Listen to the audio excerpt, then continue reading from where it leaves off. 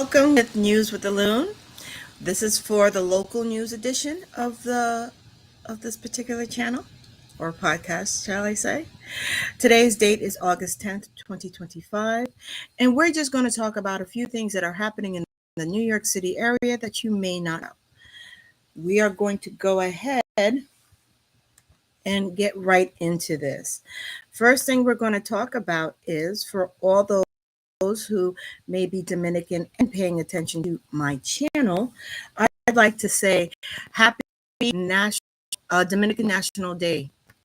And today is the parade. Guess what? The parade started today at 11 a.m. and is going along the Avenue of the Americas from 37th to 55th Street. Okay, now we're just going to see some of the highlights here of what may or may not have occurred and been caught on camera so far.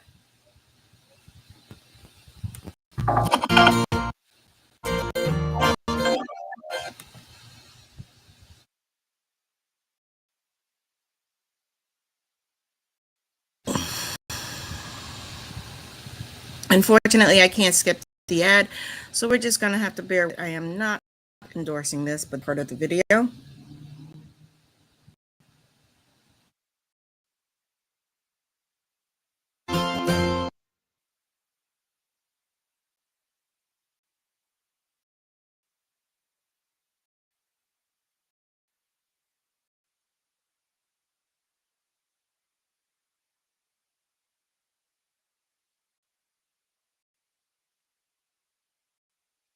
Sunday for the National Dominican Day.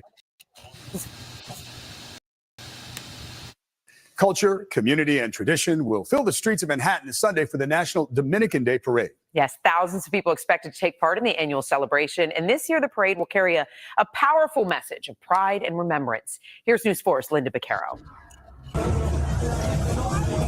This Sunday, 6th Avenue will be lined with the colors of the Dominican flag and the sounds of the Caribbean for the 43rd annual National Dominican Day Parade. This year's theme, Quisqueya and USA, united in culture and tradition. Parade organizers welcoming spectators from all backgrounds to celebrate. Engage with the people, that you will find warmth and welcoming people all around. This year's Grand Marshal is 7-time Major League Baseball All-Star Nelson Cruz, who was born and raised in the DR. So the message, like I said earlier, for the kids, it don't matter how big and how far you look, all the dreams can become true. But the parade will also honor the memory of those who lost their lives when the roof of a popular nightclub in Santo Domingo collapsed. Among the 236 victims, Nelson Cruz's sister, Nelcy Cruz, the governor of the area of Montecristi. This year, the Dominican Day Parade continues its tradition of providing scholarships for students in our area in undergraduate, graduate, or trade school programs. Alexander Nunes Torres is co-chair of the Scholarship Committee. Since 2015, the parade has provided more than $1 million to these students, and we have scholarships that range between $2,500 to $10,000, depending on the needs, the academic achievement, and the community engagement of the students. Applications will go live on the parade's website, natddp.org, on August 15th. Scholarships awarded next March. The requirements that we have is that they are full-time students. We also require that they keep a specific GPA throughout the program. And the other thing is that they have to be Dominican descent or Dominicans. The 43rd annual National Dominican Day Parade kicks off a little earlier this year, Sunday at 11 a.m. on 6th Avenue and 39th Street, and goes up to 54th Street. Linda Beccaro, News 4, New York. So if you happen to be area, if you happen to be in the area for this parade, you know it's going on. If not gone in that area yet, just steer clear and you should be good to go. Next up, we have some tragic but luckily fortunate news to share with you. Yesterday, right before 8 p.m., a man was pushed onto the tracks in the subway.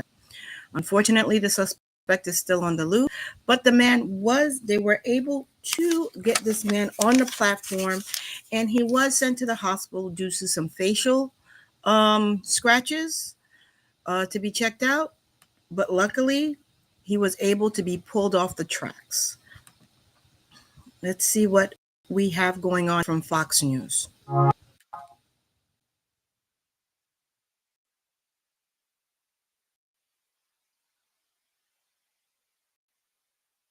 Man was shoved onto the subway tracks. This was at the subway station at West 50th Street and 7th Avenue about 2 hours ago. They say the 44-year-old victim was able to pull himself back onto the platform. He was taken in the hospital for facial injuries, but is listed in stable condition. Police say the suspect took off, and they have now started searching for them.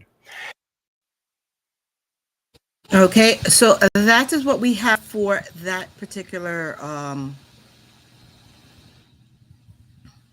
article. So if you're in the subway, just keep an eye out, head on a swivel, and just be careful out there. Next up, we have actually updates on a particular article that I have spoken on more than one occasion on this series, and that is the Legionnaire's disease that had an outbreak up in Harlem. Now they do have an update on this particular outbreak, and currently 83 people have reported the sickness, which is up from my previous number. 21 people have been hospitalized, and I did report on the 3 deaths, and there have been no more deaths so far, which is good. The health department do suspect that this outbreak is due to the origin of this is due to be a cooling tower, which they have checked out a few of them in the infected areas. They said if the water inside becomes too warm, stagnant, or isn't properly disinfected, Legionella can grow in sick people who inhale the mist. Okay, the disease cannot be spread from person to person. So it is a disease it is something that either has to be inhaled or ingested. It's not from person to person. This is something that we are still keeping a look at, just so you know. The incubation period for this particular disease is 2 to 10 days. So if you are feeling symptoms, if you're feeling off and you are in these areas, which I mentioned on a previous recording, just feel free to reach out, go get yourself checked out just to be healthy. Okay, and next up, we have my feel good section of this. And I always like to leave you off, and I do apologize. The last ones I didn't have that going on, but we have that going on here now. So I'd like to say I will catch you on the next one, and you have a good